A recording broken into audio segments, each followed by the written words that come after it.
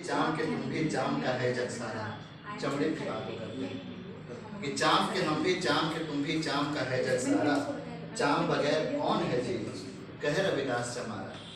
तो वो जो जाति व्यवस्था है उस पर कुठाराघात करते हुए स्पष्ट तरीके से उसकी घोषणा करते हैं कि ऐसा कौन है जो कबीर अपने यहाँ कहते हैं कि जय बावन बवनी के जाया आन मानक से क्यों नहीं आया। हमारे यहाँ संकल्पना है ना वेदों में कि ब्राह्मण जो है वो मुख से पैदा होते हैं। जय तुरंत दुगनी तुर्किन के जाया भीतर खतना क्यों न कराया।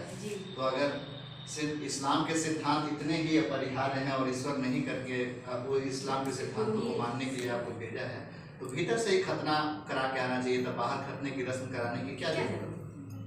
तो उसी को रविदास अपने ही शब्द में कह रहे हैं, चाम के हम भी चाम के तुम भी, चमड़े से ही सब बने फिर काहे करते।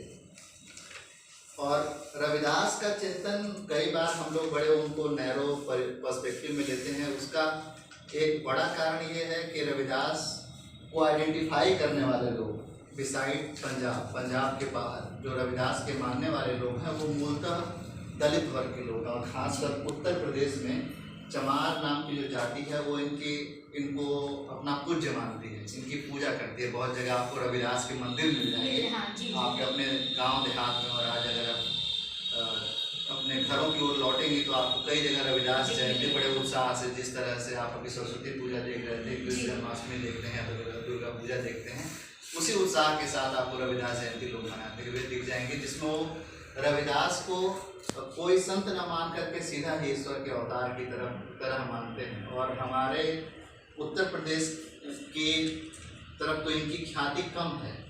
पंजाब में बड़े श्रद्धा के साथ रविदास का नाम लिया जाता है। पंजाब से जो लोग निकल करके कनाडा में अमेरिका में काम करने जो सिख परिवार गए वो अपने इस परंपरा को भी लेके गए, वहाँ भी उन्होंने रविदास के मंदिर बनाए। और जो बनारस में रविदास मंदिर की समृद्धि दिखती है, सोने की जो मूर्ति वो लोग लगा पाने में कामयाब हैं, तो वो उनके एक पैसे का परिणाम है। जो कनाडा से पैसा आता है, जो अमेरिका से पैसा आता है, जो पंजाबियों का पैसा है, जो लग्जरी वो जीते हैं, वैसे ही वो चाहते हैं कि उनका गुरु की किसी टूटी फूटी महल में झोपड़ी में न रहे, वो भी महल में रहे जैसा बाकी लोग रहते हैं। तो ये उनकी परिकल्पना का हिस्सा है कि रविदास को सिर्फ एक वर्ग तक सीमित न करके हम उनके संपूर्ण मानवतावादी चिंतन की ओर ही देखें। रविदास किसी एक की मुक्ति की बात कर ही नहीं रहे होते, वो तो मानव जाति की मुक्ति की बात कर रहे होते हैं। जो परिवेश है, जो भक्तिकालीन साहित्य का परिवेश जिस दौरान विद्रोह हो रहा था, तो वो तो खुलेआम इस बात को कहते हैं कि पराधीनता पाप है जान ले हुए नीति, रैदास दास पराधीन सो कौन करे है। इसी बात को आगे बढ़ाते हुए वो कहते हैं पराधीन को दीन क्या, पराधीन बेदीन। इस्लाम का शासन था भारत में, अधिसंख्य जनता हिंदू थी। आज जिस सेंस में हम हिंदू कह रहे हैं, रविदास के समय में वो अवधारणा नहीं थी हिंदू की। वस्तुतः मूर्ति पूजक जो लोग थे उनके संदर्भ में रविदास कहते हैं कि पराधीन को दीन क्या, पराधीन बेदीन। उसका कोई दीन ही नहीं है, धर्म ही नहीं है।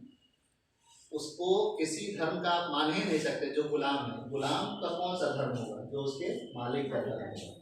तो अगर यहाँ पे राजा कोई और है, मालिक कोई और है, नियंत्रित करने वाला कोई और है, तो आप भूल जाइए कि आपका कोई धर्म है। रैदास दास पराधीन को सभी समझेगी। और अगर आपके पास हुकूमत नहीं है, ताकत नहीं है, तो आप बेदीन हैं। आपका सब लोग आपको नीचा ही समझते हैं। जब हम बार बार औरतों के आरक्षण की बात करते हैं कि संसद में महिलाओं को आरक्षण मिलना चाहिए, और आपको आश्चर्य होगा कि हिंदुस्तान की कोई भी पार्टी उसका विरोध नहीं कर रही है।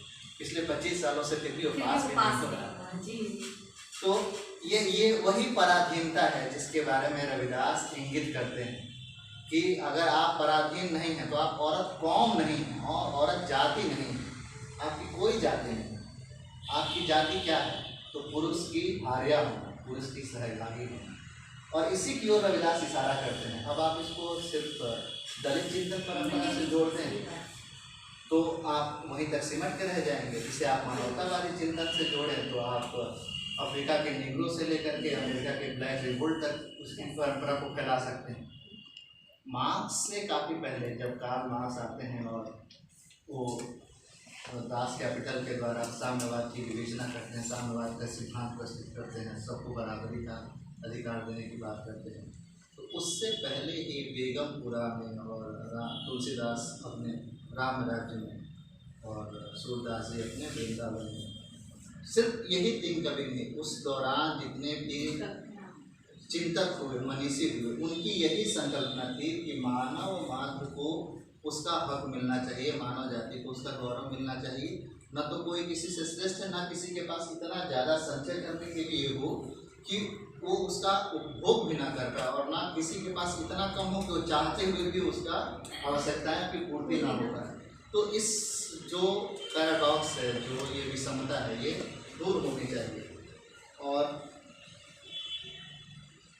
जो हमारे यहाँ, क्योंकि रविदास का जो काल है वो सामंतवाद का काल है, नोबेल उस समय थे, राजपूतों का वो उत्कर्ष काल था, जिस समय अलग अलग जमींदारियाँ हुआ करती थी और उनको भारत में वीरता का प्रतीक माना जाता था कि ये बाहुबल के प्रतीक है, वीरता के प्रतीक है, रक्षा करना इनका धर्म है। लेकिन वास्तव में वो कर क्या रहे? वो जनता का, आम जनता का, आम किसानों का शोषण कर रहे थे। तो रविदास उन पर प्रहार करते हुए कहते हैं, दीन दुखी के हेत जो बारे अपना प्राण, मतलब जो दीन दुखियों के लिए लड़ करके अपने प्राणों का न्यौछावर कर देता है, दीन दुखी के हेत जो बारे अपने प्राण, रविदास उन्हें नरसूर को सच्चा क्षत्रिय जान। तो सच्चा क्षत्रिय किसको कहते हैं? जो दीन दुखियों के लिए लड़े।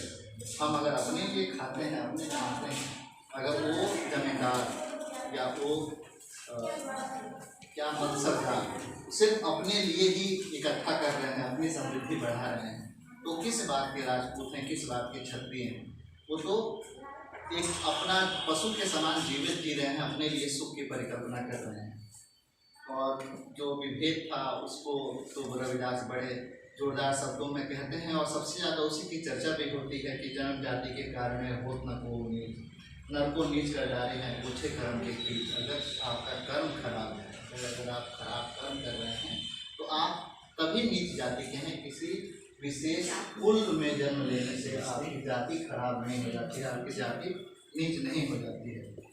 और बताइए सर, आजकल बड़ा जोर है मंदिर बनाने, चंदा देने में, तो उसको लेकर के रविदास का एक पद दो सब जगह प्रचलित है कि मन चंगा तो कटौती में करना, तो कम प्रचलित पद है, उसकी ओर मैं आपका ध्यान आकर्षित।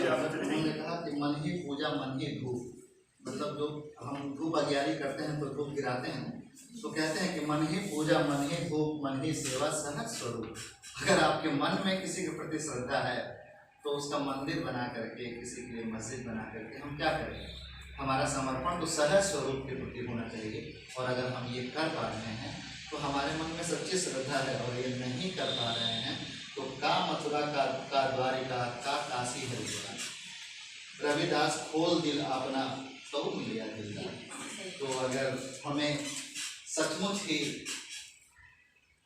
तलाश है उस ईश्वर की, तो अपने दिल के भीतर खोजें, अपने आसपास में खोजें, अपने पड़ोसी को देखें, तो सचमुच ही हम